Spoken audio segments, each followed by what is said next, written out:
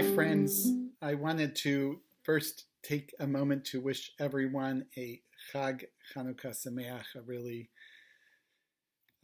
happy Hanukkah and holiday of light, and to take this time to offer you a brief teaching on Hanukkah to give you some additional nourishment for your holiday, intellectual nourishment, and wanted to start with the actual Chanukiah and the notion of the holiday being 8 days. As you may know, the Chanukiah is really the 8-branched object that we light to mark each day of Hanukkah.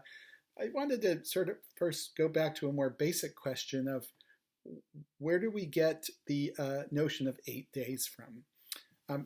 When you look at the book of the Maccabees, which was it's not a text that's in our Jewish canon, but it's most likely a text that was written in the sort of slightly after the reign of the Maccabees in the end of the first century BCE, potentially in Alexandria for the Alexandrian Jewish community. In that text, when they sort of recount, much of the text is a historical recounting, but when they talk about the Maccabees sort of taking over and rededicating the temple, they talk about rebuilding the altar on the 25th of Kislev, which is the day that Hanukkah starts, and offering sacrifices for 8 days. What is interesting about the account in the Maccabees is that it does not mention anything about a miracle of light and the lighting of the oil lasting longer. That is really an idea that was talked about and written about much later in the Talmud, where it says on the 25th of Kislev, the days of Hanukkah are 8. One may not eulogize on them and one may not fast on them. So these are days of celebration. What is the reason? When the Greeks entered the sanctuary, they defiled all the oils that were in the sanctuary by touching them.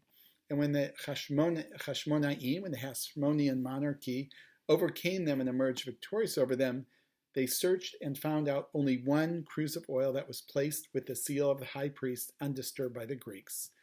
And there was sufficient oil there to light the menorah for only 1 day, and a miracle occurred and they lit the menorah from it for 8 days.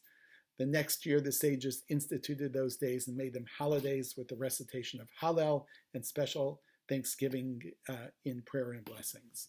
So it's just very interesting that you have in the Talmud much more of a focus about the miraculous, in a sense, whereas when you are looking at the Maccabean text, I'd say the focus is much more about restoration and national repair, national healing. So a second topic I want to address about how to light this Chanukiah. So there's historically these two schools, competing schools of thought, one of the school of Hillel and one of the school of Shammai, of the Tannaitic schools whose arguments were later carried forth and extended. The school of Shammai argues that one should kindle the Hanukkah lights on the first night and then decrease the number of lights each night.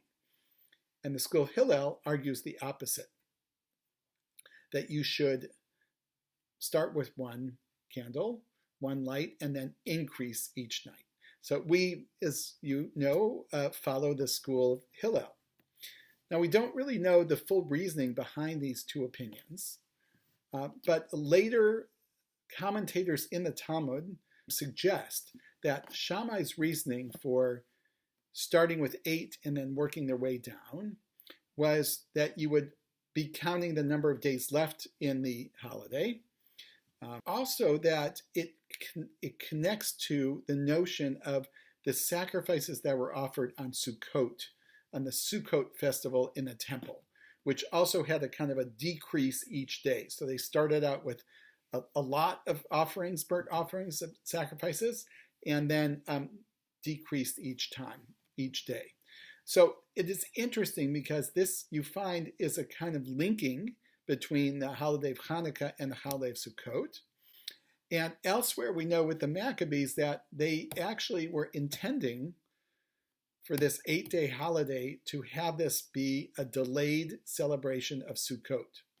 The reasoning for Hillel, for increasing the number of light, is a principle that the later Amorim say that one should try and elevate sanctity over time. What that means is that each day you are sort of adding one more light to build up that sanctity. What I particularly appreciate about these two perspectives is around the candle lighting and also about the number of days, is that they each hold something important to teach us about the holiday. Shammai's perspective is really trying to connect a rabbinic holiday to its biblical roots. We can see that there's a principle here that even if we are sort of, as the rabbis were creating new traditions with this holiday, that even as we create new traditions, it's important to root them in our past. And I also love this perspective of Hillel, too, which is we have the opportunity with our candle lighting to make in each moment a holy moment that we recognize the sanctity of that moment. It can remind us to really mark each of those times as a time of stepping outside our normal course of life and really trying to elevate that moment of candle lighting as a holy moment. And our tradition teaches that you're really just supposed to appreciate the light of the candles. You're not supposed to be doing any work by them. Point is that you light and then you really get to take time. And sometimes we'll fill that time with music and song. But I think whatever we fill it with, we're trying to fill it with sanctity. So as we light our Hannukiyot this Hannukah, I want to just invite us to think about, just as we looked at the different reasons for 8 days, that maybe these traditions can be healing and restorative, which we need a lot of support for at this moment in our lives, that they can help us cultivate gratitude for the miracles we have in our lives, which is the Talmudic narrative, and that they allow us to sort of connect to moments of the sacred. In addition to all our other pieces, that this is another opportunity to scaffold and create another moment of the sacred in our life. So I want to wish everyone a Chag Urim Sameach, a really happy and joyful Hanukkah, and look forward to spending time with you during the holiday.